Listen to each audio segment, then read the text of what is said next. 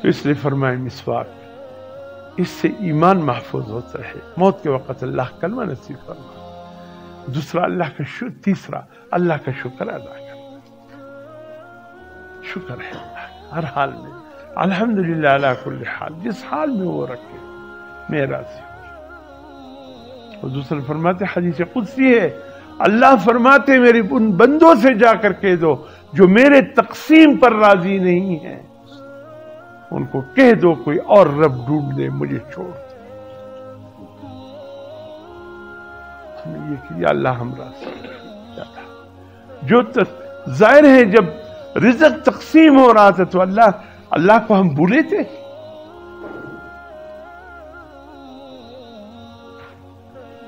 جب بیماری کے لیے تقدیر لکھی جا رہی تھی اللہ کو ہم بھولے تھے اس وقت؟ اللہ کو علم ہے کہ میرے بندے کی خیر اسی میں ہے، الحمدللہ علی کل حال۔ اور نمبر 4 فرمایا جب